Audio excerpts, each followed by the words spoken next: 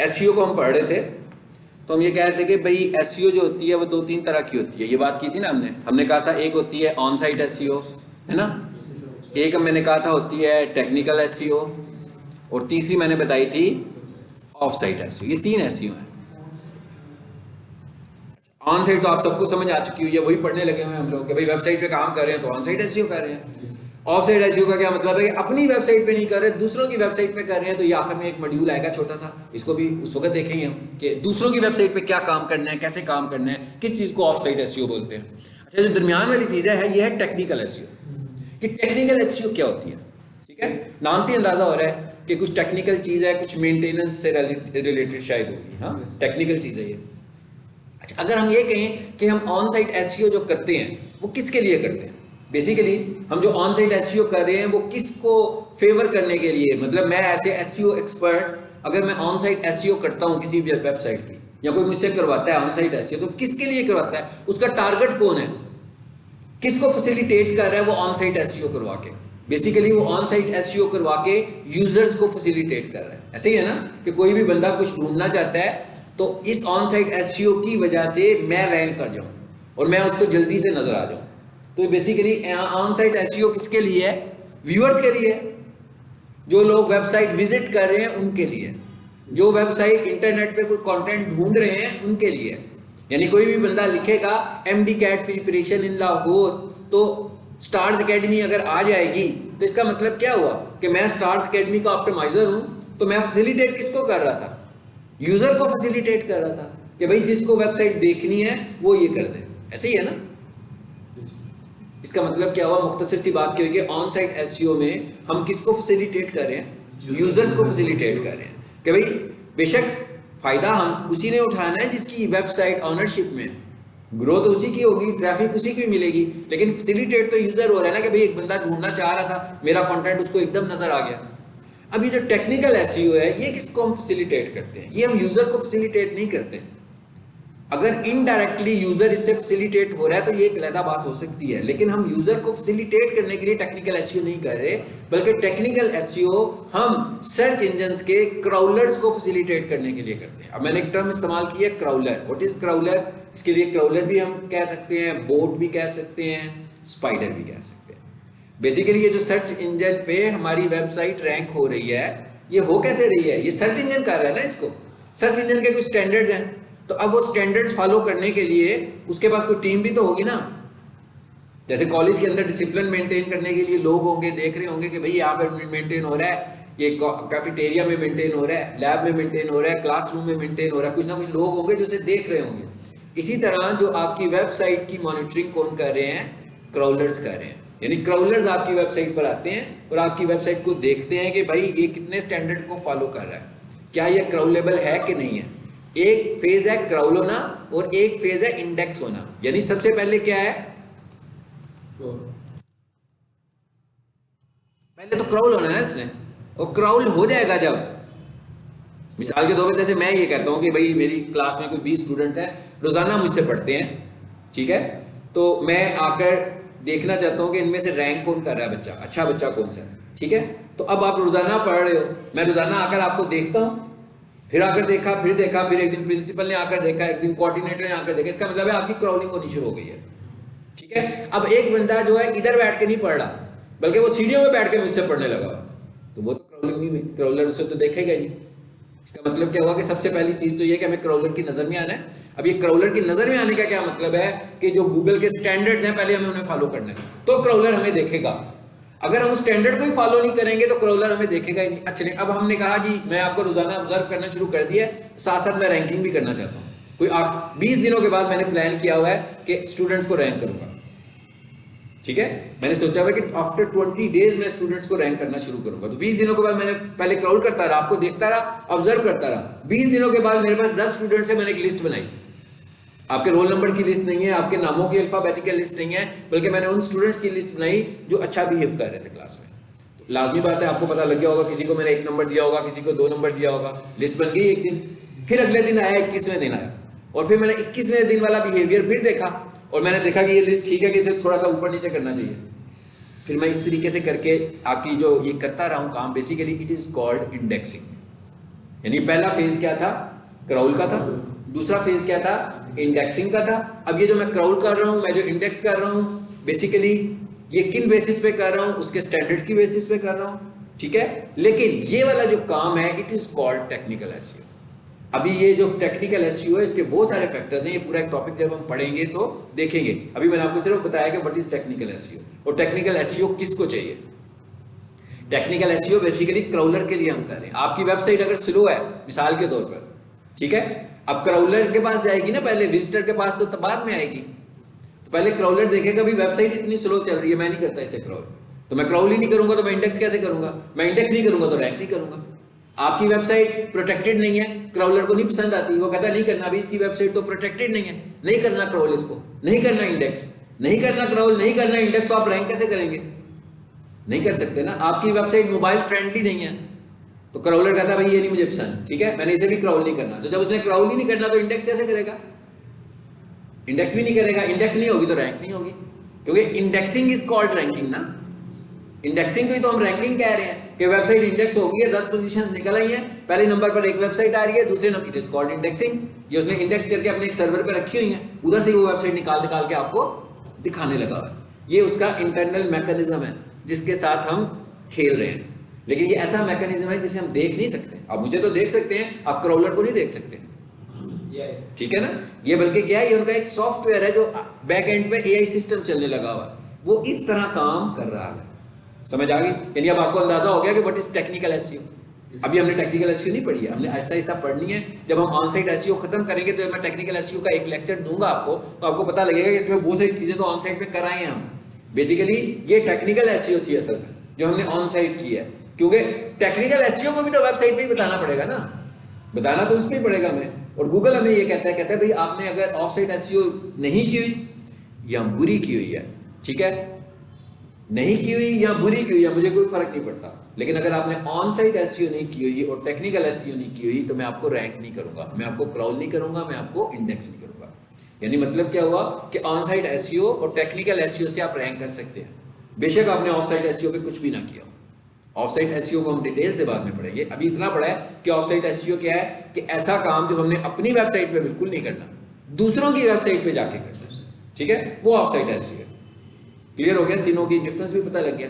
ये डिफरेंस मैंने आज इसलिए बताया है क्योंकि आज हम कुछ ऐसा काम करने लगे हैं जो टेक्निकल एसईओ के कैटेगरी में आ रहा है, ठीक है। वो क्या काम है, अच्छा जी, क्राउल होगा, फिर उसके बाद क्या होगा, इंडेक्स होगा, और इंडेक्सिंग से जो चीज निकलेगी वो क्या होगी आपकी, वो रैंकिंग होगी। यानी इंडेक्स करने के बाद जब वो दिखाएगा कि भाई एक चीज पहले नंबर पर आ रही है, एक चीज दूसरे नंबर पर आ रही है। आपकी क्लास में या किसी और क्लास में शायद मुझसे एक दिन क्वेश्चन पूछा था, वो कहते हैं कि सर इतने लोग काम करने लगे हुए हैं तो हम कैसे रैंक कर जाएंगे भाई, ठीक है ना, हम कैसे रैंक करेंगे, हम इसीलिए रैंक करेंगे ना, हम अगर खामोशी से बैठे रहेंगे, हम वेबसाइट के ऊपर सारा खर्चा कर देंगे, हमारे 2 लाख रुपया हमारे पास मौजूद था इंटरनेट मार्केटिंग के लिए, और हमने 2 लाख में से 1,90,000 की वेबसाइट बनवा दी और 10,000 हमने कहा इसकी एसईओ पे लगा देंगे, तो हम कभी रैंक नहीं करेंगे।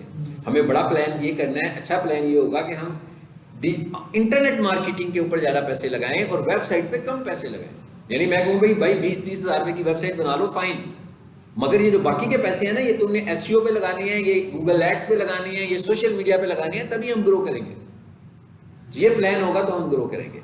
तो जब हम किसी से अच्छा काम कर रहे होंगे तो हम रैंक क्यों नहीं करेंगे। मिसाल के तौर पर अगर इस कॉलेज में पीक सोल्यूशन है, एच कॉलेज है, तीसरा कोई और हो में भी, ठीक है, तो हम कहते हैं सारे के सारे पीक सोल्यूशन में क्यों आ रहे हैं, कोई वजह तो होगी ना।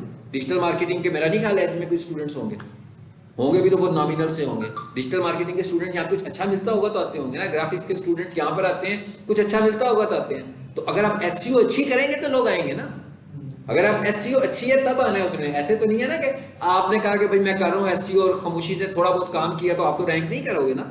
आपको ये देखना है कि क्या आप सारे स्टैंडर्ड्स गूगल के फॉलो कर रहे हैं, अब आप भी फॉलो कर रहे हैं, वो भी फॉलो कर रहा है, तो कहीं ना कहीं तो कुछ आपको ज्यादा देना पड़ेगा ना, ठीक है। हो सकता है कि सब कुछ बराबर हो गया लेकिन उसका कंटेंट अच्छा नहीं है और आपने अपने कंटेंट पे फोकस कर लिया तो आप रैंक कर जाओगे। यानी हमें कोई चीज तो ऊंची रखनी पड़ेगी। अब ये कोई चीज ऊंची रखने का क्या तरीका है, कोई चीज ऊंची रखने का ये तरीका है कि मैं उसकी वेबसाइट को भी विजिट करूंगा, मैं उसकी एसईओ को भी क्रॉस चेक करूंगा, फिर मैं अपनी एसईओ के स्टैंडर्ड्स बनाऊंगा, क्योंकि मुझे उससे ऊपर लेकर जाना है। हम कहते हैं भाई डिजिटल मार्केटिंग का कोर्स हमारा सब कॉलेज से अच्छा होना चाहिए, तो मैं बहुत सारे लोगों को देख रहा होता हूँ जो ऑनलाइन करवा रहे होते हैं, जो कुछ करवा रहे होते हैं, क्या पढ़ाते हैं, वो किस तरह पढ़ाते हैं। स्टूडेंट बनकर चला जाता हूँ उनकी क्लास में, देखता हूँ क्या पढ़ा रहे हैं, मुझे पता लग जाता है कि मैं वो क्या गलत कर रहे हैं और मुझे क्या उसमें बेहतर करना चाहिए। ठीक है, सो आपने किसी भी जगह पर अगर ऊपर रहना है तो अपने कंपटीटर को तो देखना पड़ेगा कि वो करने क्या लगा हुआ है। हम फोकस नहीं करते कि भाई 200 कोर्स कर लें हमसे, हम भी ये नहीं करते हैं। हमने क्वांटिटी नहीं बेचनी है, ठीक है ना, हमने तो क्वालिटी सेल करनी है ना। और आपको अगर मिसाल के तौर पर मैं कहूँ 800 कोर्स मुझसे कर लो, वो 200 दे रहा था, मैंने कहा 800 भाई बिकेगा तो सही ना, तो आप उनका करोगे क्या भाई, इतना ज़रा बल्ब उठा के सामान उठा के कहाँ फिरते रहोगे उसको, जब तक इम्प्लीमेंट ही नहीं करोगे। पहले तो इम्प्लीमेंट करना है ना, तो इम्प्लीमेंट देखिए, मैं कहता हूँ डिजिटल मार्केटर्स को सीखना आना चाहिए बस और कुछ नहीं सीखना आपने। मतलब डिजिटल मार्केटिंग तो सीख ही रहे हैं ना, वो तो है ही है। सोशल मीडिया सीखना है, प्रोफाइल सीखनी है, एसईओ सीखनी है, गूगल एड सीखना है, ब्ला ब्ला वीडियो, यूट्यूब चैनल, सब कुछ तो सीख लेना है हमने। अब हमें साथ क्या सीखना है, साथ हमें ये सीखना है कि सीखना कैसे है।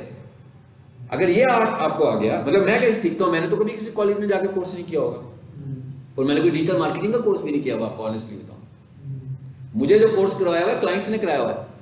मेरे जो क्लाइंट्स हैं उनकी क्यूरीज जो हैं वो मुझे बताती हैं कि क्या करना है। तो इसका मतलब फिर मैं कहाँ से सीखता हूँ, ऑनलाइन ही सीखता हूँ ना। वो मुझे कहते होंगे जी ये कर दो, ये कर दो, ये कर दो, ये कर दो, फिर मैं देखता हूँ ये करने का क्या तरीका है। जब किसी ने मुझे पहली दफ़ा कोई काम करने को कहा होगा और वो काम बिल्कुल यूनिक होगा, यानी अगर मैं भी वो काम पहली दफ़ा करना चाहता हूँ, तो इसका मतलब क्या होगा कि मुझे इसको एक्सप्लोर तो करना पड़ा होगा। तो एक्सप्लोर करने के लिए मैंने किसी कॉलेज का रुख तो नहीं किया होगा। आपको सीखना आना चाहिए, मतलब आपको सीखने का आर्ट आना चाहिए कि सीखते कैसे, किसी भी चीज़ को सीखते कैसे। क्योंकि अब तो डिजिटल लाइब्रेरीज मौजूद है ना, आपके पास इंटरनेट मौजूद है, यूट्यूब मौजूद है, गूगल मौजूद है, फोरम्स मौजूद हैं, कितना कुछ तो मौजूद है इंटरनेट के ऊपर। अब वो चैट जीपीटी भी आ गया, ठीक है, वो क्या रह गया पीछे सीखने के लिए। लेकिन अगर आपको सीखने का आर्ट आता है तो आपको ये भी तो देखना है कि आप जिससे इन्फॉर्मेशन कलेक्ट कर रहे हो वो सही वाली इन्फॉर्मेशन है कि रॉन्ग इन्फॉर्मेशन है। ये तो आपका क्रॉस चेक है ना, मतलब ये तो मेरा क्रॉस चेक होगा कि भाई मैंने अगर चैट जीपीटी से कोई इन्फॉर्मेशन कलेक्ट की है तो वो ठीक इन्फॉर्मेशन है कि रॉन्ग इन्फॉर्मेशन है। तो ये हमें खुद से चेक करना है। सो अब हम आ जाते हैं इधर वापस, और मैं एक वेबसाइट खोलता हूँ, और वेबसाइट के अंदर मैं आज एक टेक्निकल एसईओ का एक फैक्टर आपसे डिस्कस करने लगा हूँ, ठीक है। उसको हमने पढ़ना भी है, लेकिन अभी फिलहाल पहले पढ़ने से पहले हम उसको वैसे डिस्कस कर रहे हैं, ठीक। उस पर मैंने एक वेबसाइट लिखी है और dgkitchen.org/robots.txt लिखा है ना, रोबोट्स। अब नाम से भी अंदाजा होगा कि मैं यही बातें कर रहा हूँ, मैं यही बातें कर रहा था ना, रोबोट की बात ही कर रहा था कि ऑटो वो अपने पास कुछ चीज़ें रख रहा है। ये रोबोट्स की फाइल क्या होती है? सबसे पहले तो इस फाइल का नाम देखेंगे, क्या नाम है जी? robots.txt। वैसे आमतौर पर हमारी जो होती हैं वो, थोड़ा सा मैं जूम बड़ा करता हूँ, करें सब कुछ बंद कर, जो लाइट तंग कर रही है जी। क्या लिखा हुआ है अभी? यूआरएल नजर आ रहा है क्या? अभी भी नहीं आ रहा? आया, सबको आ रहा है? अच्छा, dgkitchen.org/ आगे क्या लिखा हुआ है? चलिए यूआरएल को मैं यहाँ से पकड़ता हूँ और इसको भी मैं नोटपैड में ले जाता हूँ कॉपी करके, ताकि आपको दिखा दूँ कि बात कर रहा हूँ। ये यूआरएल है। अच्छा, आमतौर पर जो हमारी वेबसाइट होती है उसमें जो फाइल्स बनी होती हैं वो किस तरह की फाइल्स होती हैं? HTML फाइल्स होती हैं ना। लेकिन ये जो फाइल है ये कौन सी है? TXT फाइल है। जब मैंने वेबसाइट एडिटिंग करवाई थी मैंने कहा था भाई अपनी जो वेबसाइट है उसकी फाइल का नाम हमेशा HTML रखना है, यही कहा था ना, कोई और नाम नहीं रखना, टेक्स्ट फाइल नहीं रखना। लेकिन ये वाली जो फाइल है ये टेक्स्ट फाइल है। पहली बात तो ये है कि इस फाइल का नाम फिक्स है। अच्छा, इस फाइल का मकसद क्या है? इस फाइल का बेसिकली काम ये है कि ये क्राउलर को इंफॉर्मेशन दे रही है। रोबोट्स की फाइल, अब आपको पता लगे ना क्राउलर क्या है, मैंने सारी उसकी कहानी सुनाई है आपको। क्राउलर क्या है? जिसने आपकी वेबसाइट को आना है और देखना है। तो ये रोबोट्स की फाइल बेसिकली किसको इंफॉर्मेशन प्रोवाइड कर रही है? क्राउलर को। क्या इंफॉर्मेशन प्रोवाइड कर रही है वो तो मैंने खुद ही देनी है उसको, लेकिन इंफॉर्मेशन क्या वो प्रोवाइड कर रही है? जरा वापस आए साइट पे। हाँ जी, यहाँ पर एक टर्म लिखी हुई आ रही है, यूजर एजेंट। यूजर एजेंट कहता है भाई, क्राउलर को बता रहे हैं, वेबसाइट वाले बता रहे हैं, कह रहे हैं भाई ये जो यूजर एजेंट है ना, ये सारों को हम अलाउ कर रहे हैं। अभी यूजर एजेंट कौन थे? यूजर एजेंट का मतलब search engines. Yahoo search engine है, MSN सर्च इंजन है, गूगल सर्च इंजन है, ये तो पॉपुलर है ना। तो जितने भी सर्च इंजन है भाई, हम कह रहे हैं कि सबको हम कह रहे हैं कि हमारी वेबसाइट को क्रॉल करो। समझ आ गई बात की? यानी यूजर एजेंट किस से मुराद क्या है? Search engines. और स्टैटिक का क्या मतलब है? ऑल।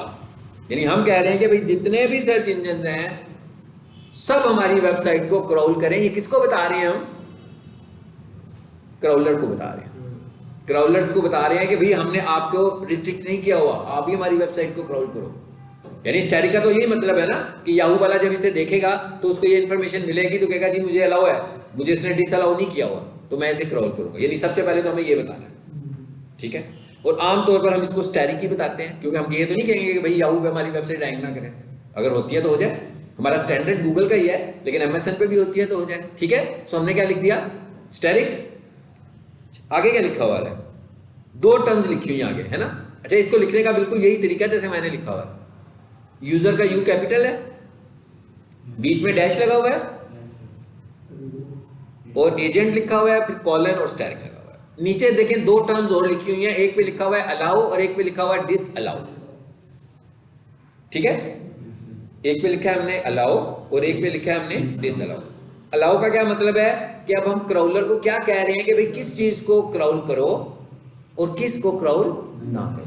अच्छा, अब ये क्या बात हुई कि क्यों क्राउल करो और क्यों क्राउल ना करो। आपकी वेबसाइट है, आपकी वेबसाइट मुश्तमिल होगी फोल्डर्स पर और फाइल्स पर, ऐसे ही है ना। मैं अभी आपको दिखाया भी हुआ है, जो आप लोगों को मैंने फाइल दी भी हुई है, आप देखते हैं ना, उसमें फोल्डर्स भी हैं, उसमें फाइल भी हैं, चाहे वो इमेज फाइल है, चाहे वो HTML फाइल है, चाहे वो टेक्स्ट फाइल है, कितनी मुख्तलिफ कैटेगरीज की फाइल है। अब आपने क्राउलर को ये बताना है कि भाई मेरी इस वेबसाइट में ऐसा कौन सा कंटेंट है जो मैं ऑप्टिमाइज करवाना चाहता हूँ और ऐसा कौन सा कंटेंट है जो मैं ऑप्टिमाइज नहीं कराना चाहता। मिसाल के तौर पर जैसे मैं कहता हूँ मैं दराज पे जाकर कोई चीज परचेज करता हूँ तो पहले सर्च करता हूँ, दराज आ जाता है ना। फिर मैं प्रोडक्ट पे क्लिक करता हूँ, प्रोडक्ट आ जाती है, उस प्रोडक्ट पे प्रोडक्ट का नाम लिखा होता है, डिस्क्रिप्शन लिखी होती है, इमेजेस लिखी होती है। उसके बाद मैं क्या करता हूँ, ऐड टू कार्ट का बटन प्रेस करता हूँ, फिर वो कहता है हाँ भाई कितनी खरीदनी है, ठीक है। नीचे लिखा होता है भाई कंप्लीट योर ऑर्डर, उसको दबाता हूँ, ऑर्डर प्लेस हो जाता है। अब ये जो आखिरी वाला फेज था, आखिरी जो फेज था ऐड टू कार्ट का फेज, आपको लगता है कि इसे हमें ऑप्टिमाइज कराने की जरूरत है? मतलब जिसमें जाकर मैं बता रहा हूं कि मुझे 4 पीस चाहिए, इतना बिल है, ये मेरे घर का पता है, मैं कैश ऑन डिलीवरी खरीदूंगा, ये ऐसी चीज तो नहीं है जो हम रैंक कर रहे हैं।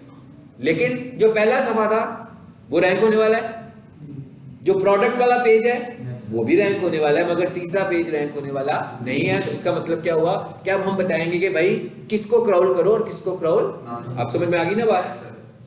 अच्छा, अब हम कहते हैं नहीं भी करने तो क्या हो गया, नहीं कर लेने तो क्या हो जाएगा, कोई ढूंढेगा नहीं तो नजर भी नहीं आएगा, तो करने दो, हमें क्या जरूरत पड़ी है इसे रोकने की। इसे रोकने की जरूरत इसलिए पड़ी हुई है कि क्राउलर जब भी किसी वेबसाइट पर आता है तो एक, जैसे मैं कहता हूँ ना प्रिंसिपल साहब राउंड पे निकले हुए, ठीक है, तो प्रिंसिपल ऐसे तो नहीं होता ना, प्रिंसिपल सुबह 8 बजे राउंड पे निकले और रात को 10 बजे अपने कमरे में वापस जाए। टाइम होगा उनका कि भाई इस क्लासरूम में मैंने 4 सेकंड के लिए खड़े होना है, 1 मिनट के लिए खड़े होना है, डिपेंड्स कि वो कितनी देर किसी क्लासरूम में खड़ा होना चाहते हैं।